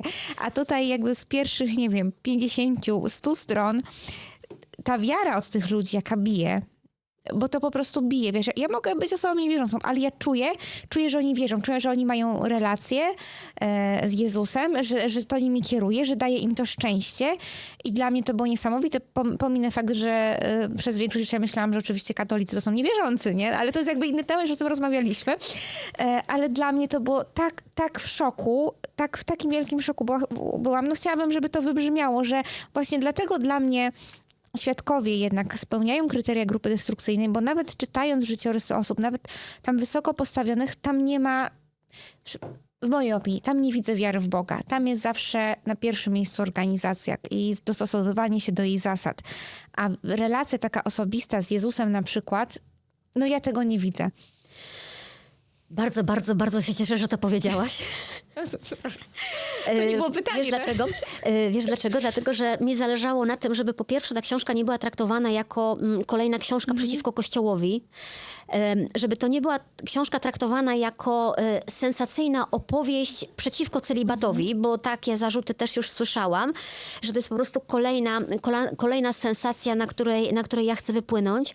Tylko zależało mi właśnie na pokazaniu, tak, że to są nadal wierzący ludzie i zwróćmy na nich uwagę, posłuchajmy tych ich opowieści, posłuchajmy tego świadectwa wiary, po to przede wszystkim, żeby, właśnie, nie wchodzić w ostracyzm. Niedawno były takie sytuacje w internecie, gdzie odszedł kleryk z taką influencerką katolicką.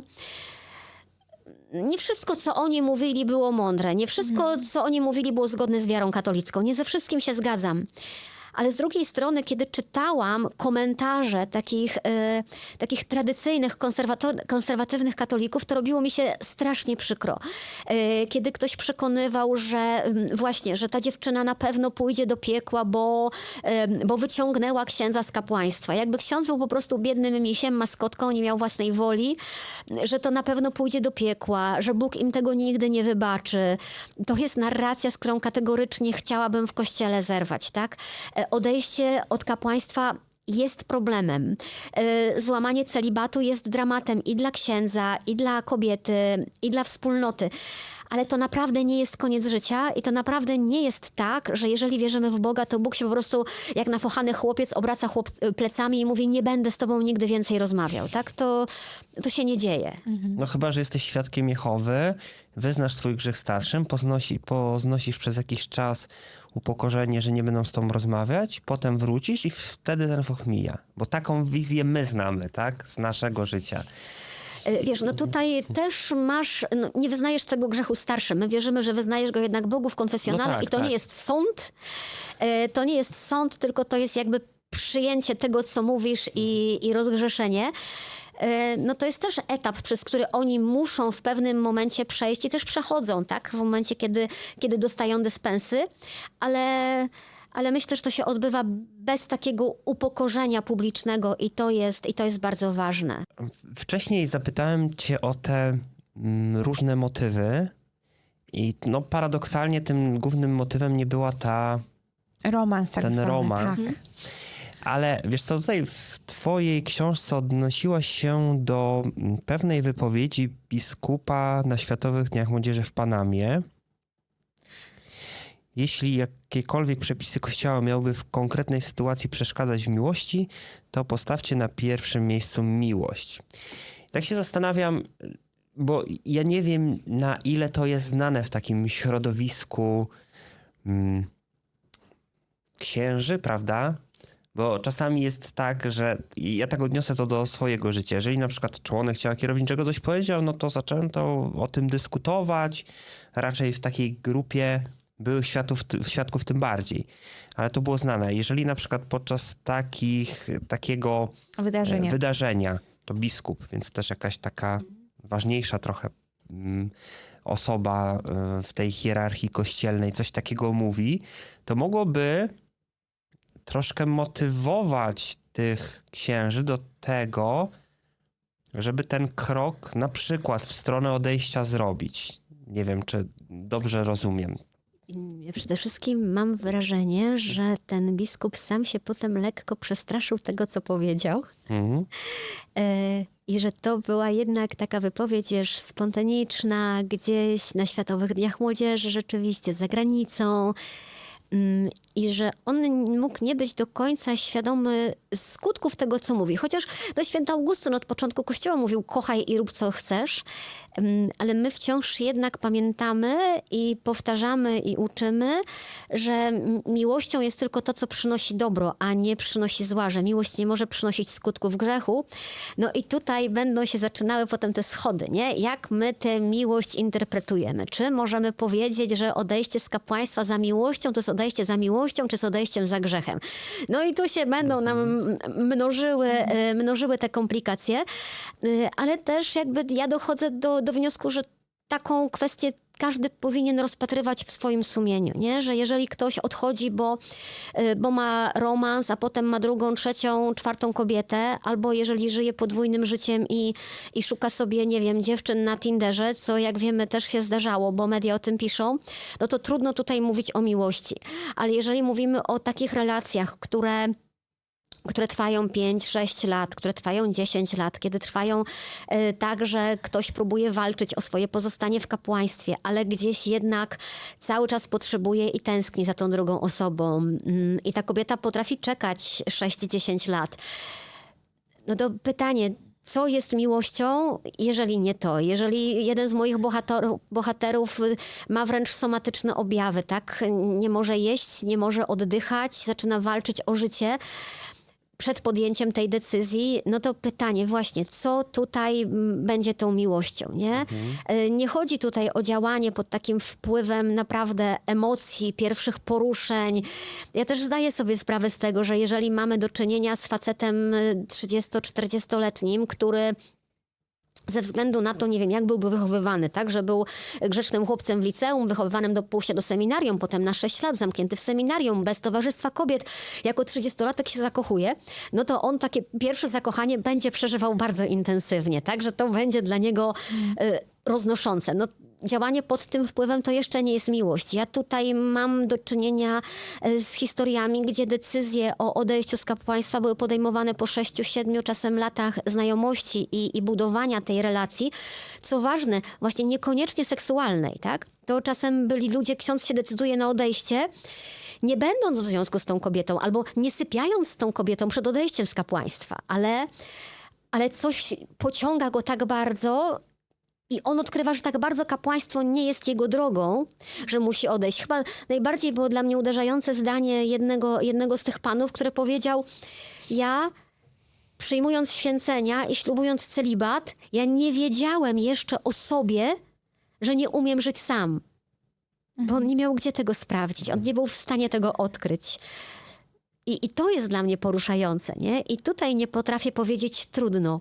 nie wiedziałeś, że nie umiesz być sam, ale teraz musisz. Tym bardziej, że to wymaganie celibatu jest, no musimy pamiętać jego historię, nie? No to nie jest od wieków. To nie jest od wieków i ono nie jest dogmatyczne. Ono ma dzisiaj uzasadnienie, ale de facto jako wprowadzone, jako taka dyscyplina w miarę przestrzegana, no to jest... Niektórzy mówią, że od Soboru Trydenckiego, od XVI wieku, a inni powiedzą, że dopiero od nowego kodeksu prawa kanonicznego to jest 1917, 13 czy 17 rok, nie? To jest początek XX wieku. A i tak w Afryce jeszcze nie wszędzie to się przyjęło. Więc my naprawdę nie mówimy o dogmacie, mówimy o pewnej dyscyplinie życia, która nie była od początku ściśle związana z byciem księdzem, z byciem duchownym, z przewodzeniem w wspólnocie, bo nie była, nie? Celibat w Kościele był od samego początku, bo był jako forma życia, ale dobrowolnie wybierana.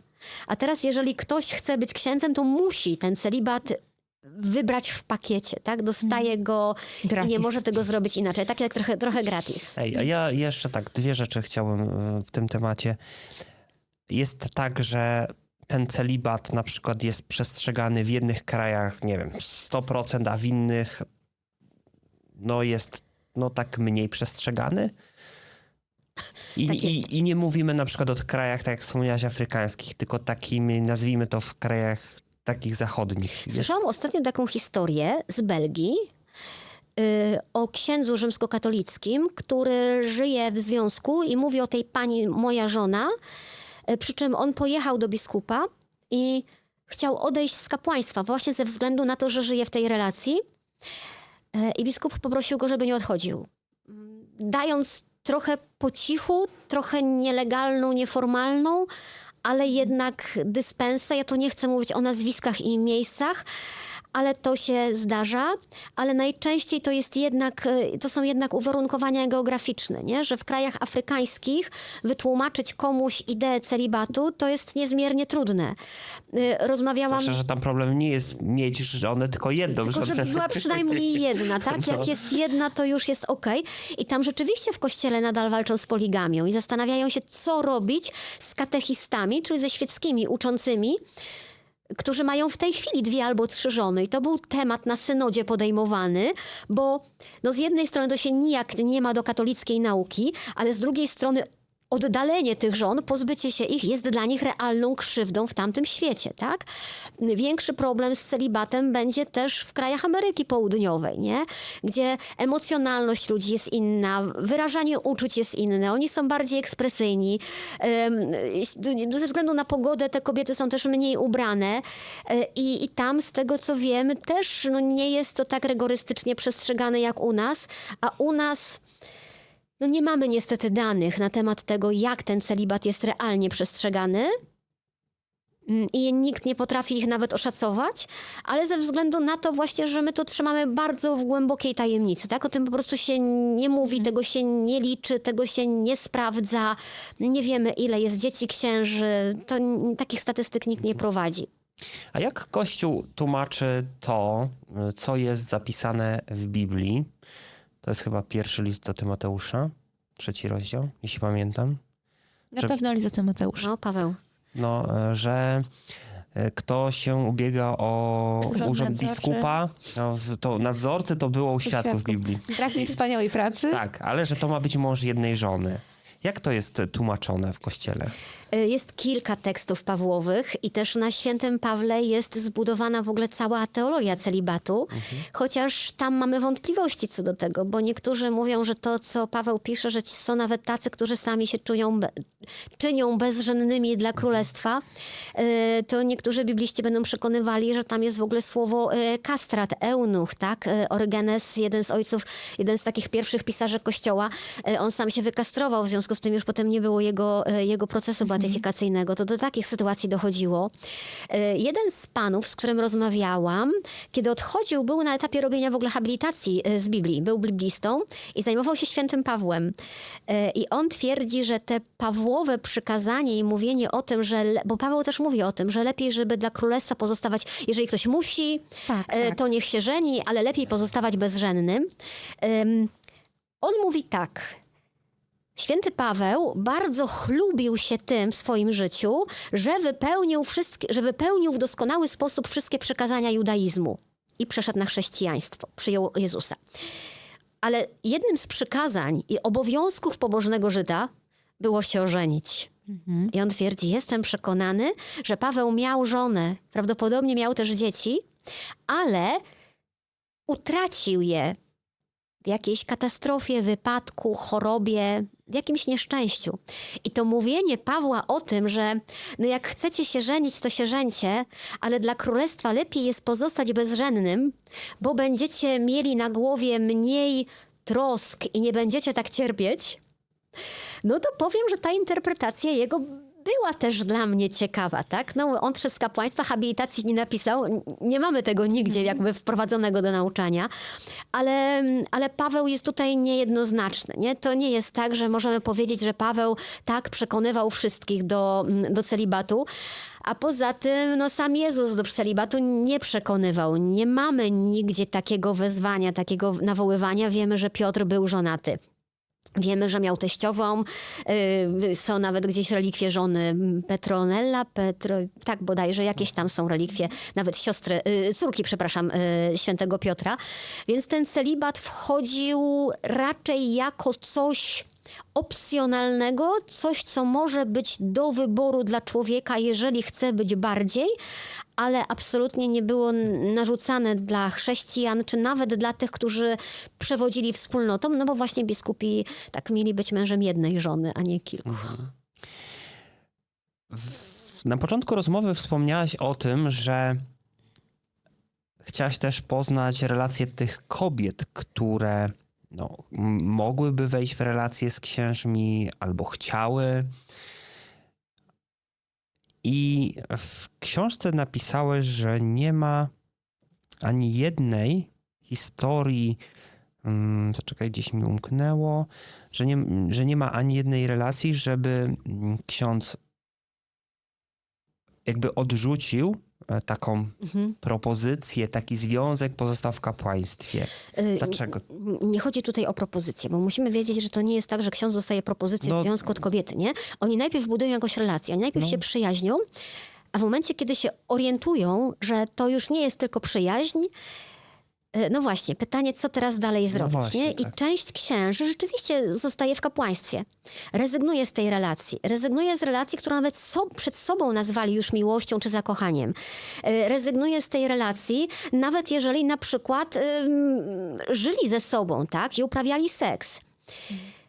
I mnie interesowało, co się tutaj dzieje, nie? I relacje takich kobiet mam, a ci księża nie chcieli rozmawiać. Oni są, oni gdzieś istnieją, ja ich znam, ale do książki nie chcieli o tym mówić. To jakby byli zamknięci i oni mówią, że to jest do konfesjonału. Oni jakby bardzo niechętnie do tych historii wracają i oni tymi historiami nie chcą się dzielić. Te opowieści znam tylko z punktu widzenia kobiet. No i przyznaję, że to jest historia po prostu ludzkiej demolki, nie? Jak można zniszczyć człowieka. I to są chyba jedne z tych historii, dla których bardzo chciałabym, żeby księża tę książkę przeczytali, żeby zobaczyli, co robią tym kobietom i żeby naprawdę ugryźli się w język, usiedli sobie na łapach, nie wiem co jeszcze, żeby w takie relacje nie wchodzić, jeżeli są pewni, że z kapłaństwa nie odejdą, że nie będą mieli siły odejść, że nie będą mieli odwagi odejść, że kategorycznie nie chcą, żeby nie zaczynać takich historii, bo wiecie, jeżeli jest opowieść kobiety, która urodziła nawet dziecko księdzu i on robi to, co z punktu widzenia Kościoła jest okej. Czyli on zostaje w kapłaństwie, przestaje być z tą kobietą w romantycznej relacji, ale nadal ma jakąś relację, bo jest to dziecko, trzeba na to dziecko zapłacić, wypada z tym dzieckiem się spotkać i on nawet kocha to dziecko, ale kończy relację z kobietą, to ona tutaj doznaje tak dramatycznego, emocjonalnego odrzucenia, które jest niewytłumaczalne. Ja też kiedyś z kimś już o tym rozmawiałam. No, wy nie macie takich doświadczeń, poznaliście się jako młodzi ludzie, jesteście małżeństwem, ale zwykle jest też tak, że kiedy jakieś związki się kończą, tak? Ale kiedy związek się kończy, kiedy kończy się jakaś relacja, to nawet jeżeli myślimy o sobie nadal dobrze, to my mamy to nie w sobie. Ktoś postawił nam wyraźnie granice, wiemy dlaczego, wiemy, że się nie dogadaliśmy, wiemy, że się pokłóciliśmy, wiemy, że nie byliśmy w stanie znieść teściowej. Mamy jakieś argumenty, które nam pozwalają wyjść z tej relacji, tak? Skończyć ją w sobie. A tutaj mamy relację, mamy dwoje ludzi i ona nadal nie wie, czy ona była kochana, czy ona nie była kochana. Czy on się do niej nie odzywa, bo ją przestał kochać? Czy on jej nie okazuje czułości, bo się zaczął nią brzydzić? Czy on jej nie okazuje czułości, bo chce zostać księdzem i on się hamuje, ale on by bardzo chciał, ale nie może? I taka kobieta zostaje w zawieszeniu Na długo. na 10, 15, 20 lat, dopóki dziecko nie dorośnie, dopóki te relacje się nie skończą. Zostaje w takim rozbiciu tak naprawdę na zawsze i nie ma tej odpowiedzi, nie? I to jest, myślę, bardzo, bardzo trudne. Chyba lepiej w ogóle nie zaczynać. Powiedziałaś, że my się młodo poznaliśmy, jesteśmy małżeństwem, faktycznie tak jest. Ale kanał zakładaliśmy między innymi, to był jeden z wielu powodów, dlatego, że jak odeszliśmy, gdzieś tam się zrobiło publicznie, że jesteśmy byłymi świadkami, to ja zaczęłam dostawać pełno wiadomości od osób, zwłaszcza dziewczyn, ale chłopaki też pisali. Mówię, no chłopaki, bo to młode osoby były, które gdzieś tam wchodziły w relację z świadkiem Jehowy i nagle ta relacja kończy się. Oni już planowali ślub, oni już nawet mieszkali razem, ale nagle ta perspektywa, że no przecież ty nie jesteś świadkiem i nie zostaniesz świadkiem, to nie mogę z tobą być. I ta relacja była cięta natychmiastowo. Nie było żadnego powiedzenia, wiesz, nie mogę być z tobą, bo jesteśmy innej religii. Nie, to po prostu było zniknięcie z życia. I te dziewczyny, często to była pierwsza miłość w ogóle, wiesz, jesteś w liceum, w ogóle zakochujesz się po raz pierwszy i nagle cię ktoś z dnia na dzień zostawia. To potwornie niszczy poczucie własnej wartości. To jest, ja uważam, że to jest temat, nad którym psychologowie tak naprawdę powinni usiąść i zobaczyć, co to człowiekowi robi, ale wiecie, dla mnie jest charakterystyczne jednak to, znaczy mam nadzieję, że to nie jest charakterystyczne dla wszystkich kobiet, które weszły w takie relacje i one nie wyszły, nie udały się, ale kobiety, z którymi rozmawiałam, są same. One nie zbudowały następnej relacji, nie? Że to jest tak niszczące, że jakby nie wiesz, czy to się skończyło, czy się nie skończyło. Nie wiesz, czym to się skończyło. Nie wiesz, co się wydarzyło. I budowanie kolejnej relacji jest dla nich, mam wrażenie, one są zawieszone w czasie. Podczas pierwszej rozmowy zadałem ci pytanie i powiedziałeś, że bardzo na takie pytanie nie lubisz odpowiadać. Zapytałem cię, jaka historia cię najbardziej poruszyła w książce. Ale tutaj chcę je ponownie. To mam odpowiedź. Okej. Wiesz co? Znaczy inaczej. Trudno mi jest odpowiadać, dlatego że nie chcę któregoś z bohaterów powiedzieć mu, jesteś mniej ważny, No tak? Albo twoja historia mnie nie poruszyła, bo one wszystkie dla mnie były ważne. Dlatego Ale są w książce. najbardziej się uśmiecham do historii Konrada i Waltraud. To są ludzie, którzy rzeczywiście zgodzili się wystąpić pod własnymi imionami. Oni mieszkają w Niemczech. To jest takie małżeństwo i to jest w ogóle taka kobieta. Ja się śmieję, że to jest jedyny człowiek, dla którego mogę spróbować nauczyć się języka niemieckiego. I rzeczywiście ta ich relacja była przeżywana tak bardzo po Bożemu, nie? Że to właśnie Konrad tracił ten oddech, to właśnie Konrad nie mógł jeść, to Waltraud w tym czasie leżała krzyżem w kaplicy po drugiej stronie Europy, czekając na to, wiecie, to jest niesamowite, nie? Taki moment, że on był w Niemczech księdzem, tam ją poznał i jemu w pewnym momencie robi się tak trudno, że on wyjeżdża. I ona zostaje, ona nie wie, czy on wróci, czy nie wróci, czy on kiedykolwiek wróci, czy on przyjedzie do niej, czy to było ich ostatnie spotkanie, nie?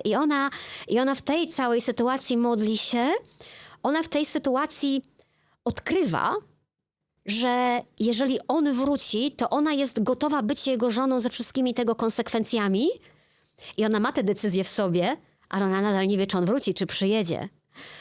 I to napięcie, które w nich tam jest i to, jak oni to opowiadają, to dla mnie jest naprawdę najcenniejsza historia i to, co mówi Konrad na koniec, że gdyby dostał teraz propozycję, że może jeszcze żyć długie lata, albo że zostanie mu tylko jeden dzień życia, ale ten jeden dzień życia może przeżyć z Waltraud, to on woli żyć jeden dzień, ale z nią. I to jest coś, co mnie tak chwyta za serce, że no, będziemy się widzieli w czerwcu, już się nie mogę doczekać tego spotkania. Super. Dla takich momentów trochę warto robić to, co robisz, co? Tak, bardzo. Tak sobie pomyślałem, bo czasami też się zastanawiam, dlaczego nagrywamy takie rozmowy i oczywiście to ma jakieś też drugie dno, w sensie jakiejś misji, spełnienia. Dla niektórych to by mogło być ta pierwsza warstwa tego, ale też nagrywamy to, robimy, bo poznajemy niesamowitych ludzi, którzy gdzieś tam w naszym życiu zostają. Czasami na dłużej, czasami to jest po prostu spotkanie, które jest jakimś epizodem, ale zawsze to na nas wpływa i jak słyszę teraz, jak o tym opowiadasz, to taką radość od ciebie czuć tutaj. No dlatego ja nie udaję, nie? Że miałam przy tej książce jakąś taką misję zmiany Kościoła. Naprawdę zależało mi na zrozumieniu tych ludzi, na zrozumieniu tego, co się w tych historiach kryje. Ja ich chciałam poznać i wiedzieć, co się dzieje w środku. Jeżeli mogę się tym podzielić, jeżeli ktoś to chce przeczytać i będzie nas więcej, którzy rozumieją, a nie oceniają, to naprawdę będę miała z tego niesamowitą satysfakcję. No tak. Zresztą też macie taką satysfakcję, nie? Tak, no Z właśnie. tego samego. Tylko rozumiemy to uczucie właśnie, że czasem kończymy też jakąś rozmowę, jest po prostu takie wow. Znaczy to nawet słów brak, po prostu to zostaje w człowieku, w sercu gdzieś tam na długo. W książce takie stwierdzenie się pojawia jednego z rozmówców chyba, tak, że celibat jest brakiem, którego nie da się wypełnić. No to może zrezygnować z tego, żeby nie trzeba było wypełniać tego braku i zrezygnować w Kościele z celibatu. Trochę o tym mówiliśmy podczas tej naszej pierwszej rozmowy, ale myślę, że przy dzisiejszej również można by troszkę ten temat rozwinąć. Spotkałam też w moim życiu ludzi, którym z celibatem jest dobrze. Ja nie wiem dlaczego. Znów można by pytać psychologów, dlaczego ktoś potrafi, ktoś nie potrafi tak żyć. Ja się tutaj nie mam co wymądrzeć, bo sama nie mam męża, tak? Więc trudno byłoby, żebym powiedziała, że to życie musi być nieszczęśliwe i przegrane. Więc nie, są tacy, którzy celibat potrafią naprawdę fajnie spożytkować, którzy radzą sobie z nim, którzy wręcz zapytani, mam paru takich księży, których pytałam, czy gdyby celibat był zniesiony i byś mógł się ożenić, czy byś się ożenił? I słyszałam od nich odpowiedź nie. Więc to nie jest taka opresja, z którą trzeba walczyć i mówić, że natychmiast jest do zniesienia. Wydaje mi się, że jest to sensowne, żeby celibat był, ale żeby był opcjonalny, żeby rzeczywiście mieć wybór, tak? Czy chcę być księdzem, który jest celibatariuszem, czy chcę być księdzem, który ma żonę. Taki wybór jest w kościołach wschodnich, w kościele prawosławnym, u grekokatolików, gdzie można się ożenić, można mieć żonę, tyle, że jest warunek, że żenisz się przed przyjęciem sakramentu święceń. Czyli najpierw masz żonę, potem zostajesz księdzem. Jeżeli owdowiejesz, to już po sakramencie święceń sakramentu małżeństwa zawrzeć nie można. Nie wiem, czy to jest najlepsze w dzisiejszych czasach rozwiązanie, bo skoro święcenia kapłańskie się przyjmuje mając 25-26 lat, to teraz nakładać presję, że musisz się ożenić wcześniej, no już się może dzisiaj trochę źle kończyć, ale żeby to była możliwość, żeby to była jedna z opcji, nie? Bo ja nie chciałabym mówić, że celibat jest, nie wiem, toksyczny, szkodliwy, zabijający każdego. Nie, po prostu są ludzie, którzy mają do niego predyspozycje i są ludzie, którzy nie mają do niego predyspozycji i to nie jest tak, jak się często nam wydawało, jak próbowaliśmy uczyć, że powołanie do kapłaństwa jest ściśle związane z powołaniem do celibatu. Okazuje się, że no niekoniecznie, nie? Że to się jednak może czasem rozłazić i że niektórzy mogą być fantastycznymi księżmi, którzy naprawdę mogliby dużo dać, którzy mogliby doskonale ludziom pomóc, prowadzić, służyć, a sami żyć nie umieją, nie dają rady, nie? Jakie jest twoim zdaniem największe przesłanie twojej książki? To jest kolejne pytanie. Ojejku. Może inaczej zapytajmy. O to samo, ale inaczej. Co chciałabyś, czego oczekujesz co powinni zrozumieć ludzie, którzy tę książkę przeczytają? Jeżeli chodzi o świeckich, to chciałabym, żeby nie odrzucali byłych księży. Żeby zauważali tych byłych księży we wspólnocie, nawet parafialnej, i żeby widzieli w nich wartość, a nie wstyd. Żeby zobaczyli, że ci księża mogą często pomóc, że do nich też można przyjść po radę nadal. Że oni... Dzisiaj jest taka możliwość, że biskup może im wyrazić zgodę na to, żeby oni poszli nawet katechezy uczyć. Że to nie są ludzie, których my się wstydzimy i których obrzucamy kamieniami, i że oni wcale nie są gorsi od nas, tak? Czyli my nie mamy żadnego powodu patrzeć na nich z wyższością, tylko dlatego, że oni odeszli z kapłaństwa, a my nie odeszliśmy z małżeństwa. My na sumieniu mamy wiele innych grzechów i nie licytujemy się tutaj, kto i jaki grzech popełnił. Jeżeli te grzechy są wybaczone w konfesjonale, to uznajmy, że są wybaczone i że jesteśmy sobie równi przed Panem Bogiem. I naprawdę nie do nas należy osąd. A jeżeli chodzi o księży, to są dwie rzeczy. Pierwsza rzecz to jest to, co już mówiłam, nie? Że jeżeli nie jesteś pewien, że jesteś gotów wziąć odpowiedzialność za te relacje i odpowiedzialność za kobietę, to się 77 razy zastanów i nie zaczynaj nawet przyjaźni, bo przywiążesz do siebie kogoś i nawet nie będziesz o tym wiedział. Ja bardzo ostrzegałam ostatnio kleryków, nawet przed takimi pogaduszkami i zwierzaniem się komuś, nie wiem, przez internet, przyjaciółką, bo ty myślisz, że to jest tylko przyjaciółka, ale piszesz do niej codziennie i nie wiesz, na kogo trafisz i nie wiesz, jakie emocje budzisz. I ty możesz nic nie chcieć, a komuś zrobisz krzywdę. A druga rzecz to jest to, co mówi były ksiądz na końcu tej książki, że on by chciał, ja się pod tym podpisuję, żeby ci, którzy dzisiaj żyją w rozkroku, że ci, którzy żyją podwójnym życiem, że ci, którzy mają gdzieś kobiety, a jednocześnie są w kapłaństwie, żeby oni wybrali. Żeby przestali żyć właśnie w takim rozdwojeniu, w którąkolwiek stronę wybiorą. Czy wybiorą kapłaństwo, czy wybiorą życie w małżeństwie, ale żeby wybrali. Naprawdę widziałam w swoim życiu sporo takich historii, gdzie kobiety są uwiązane do księży na długie lata i to się nijak nie kończy.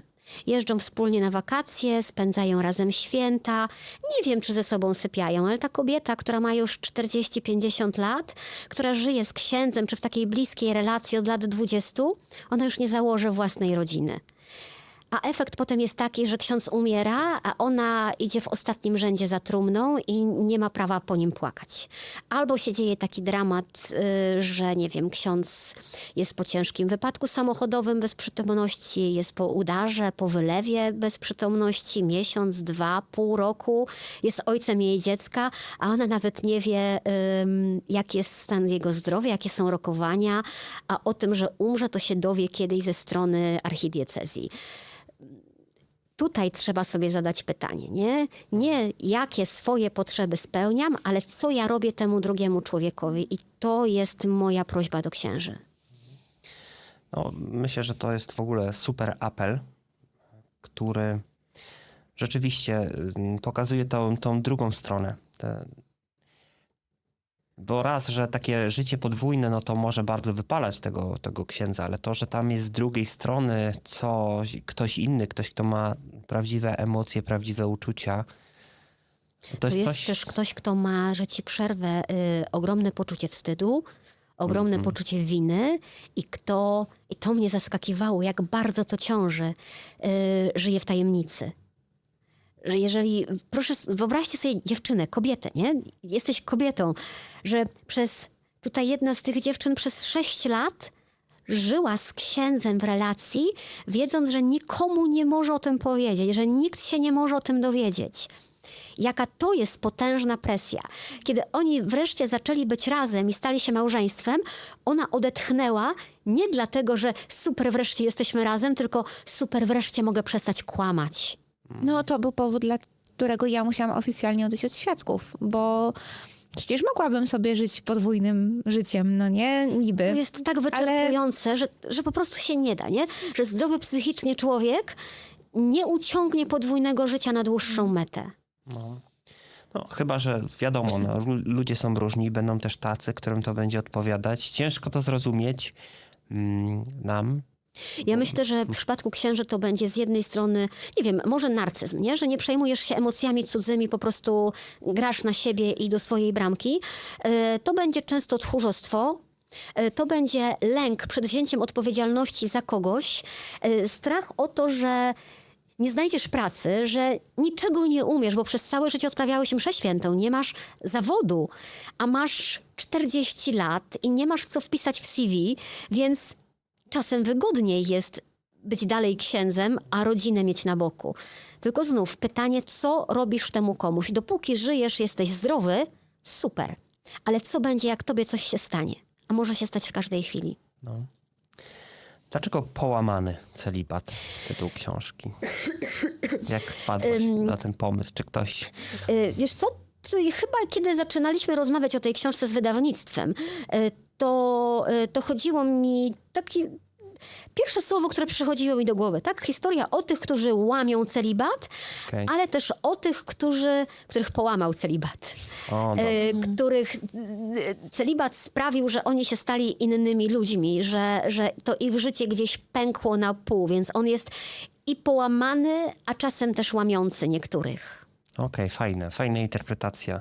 Tak. Nie wiem, czy to w książce gdzieś tam się zawarło, nie? No to mając taką perspektywę, to czytanie no może nabrać też takiego dodatkowego sensu, no, wyglądu. Zapraszam do czytania i smacznego.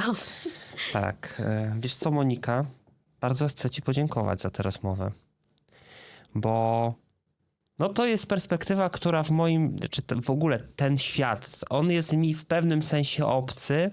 Oczywiście żyjąc w tym społeczeństwie, w kraju takim jakim jest Polska, no to spotykam bardzo dużo tego świata i chcąc, nie chcąc, muszę wkraczać w ten świat. Natomiast też takie zrozumienie, które przychodzi dzięki takim rozmowom jak ta dzisiejsza, no jest takie nie uszlachetniające, ale takie bardzo rozwojowe, bym powiedział, dla mnie. I w ogóle zrozumienie, postawienie się w roli zupełnie innej osoby, spojrzenie na to wszystko z innej perspektywy jest czymś, co bardzo, bardzo mocno uszlachetnia. Tak na to patrzę. Więc bardzo dziękuję ci za to, że się Ja tym też dzielisz. dziękuję. Ja bardzo lubię z wami rozmawiać, bo też wiem, że niektóre rzeczy trzeba... Ja sama muszę sobie nazwać od podstaw, od początku, nie? Że tu się nie da zagłaskać niektórych rzeczy kościelną nową mową i to też jest dla mnie bardzo istotne. Proszę, doceniamy, że się dla nas poświęcasz i tłumaczysz. Ale nie, to nie jest w Kości- ogóle, ale to nie jest poświęcenie, to ja też się rozwijam. Dla mnie to też jest nowa perspektywa, kiedy mówisz cały czas do ludzi na jakimś tam poziomie wiary i wiedzy i nagle musisz iść do kogoś, dla kogo to jest obce, to ty sobie swoje pojęcia weryfikujesz, nie? Musisz Tak, wiedzieć, no jak dlaczego to jest, przypomnieć sobie, skąd to się nam bierze. Więc dla mnie to jest świetna szkoła. Ogólnie jak się kogoś uczy, nie? Od podstaw, z czegokolwiek, to zawsze jest... My trochę cierpimy na kościelny analfabetyzm, można powiedzieć. Trochę tak. Trochę tak, ale no Ale cóż. to wiesz co, to nie wynika z tego, że my nie wiemy, co to znaczy, tylko bardziej to jest kwestia zrozumienia, bo Tak. słowo jak pierwsza komunia święta albo komunia święta przyjmować, to są słowa, które, no pojęcia takie, które my wiemy, czym one są, ale dla nas one nie mają takiego głębszego znaczenia. Dla katolika to będzie coś więcej, bo jak powiesz mu komunię święta, przyjmować komunię świętą, to w nim się jakieś emocje będą uruchamiać.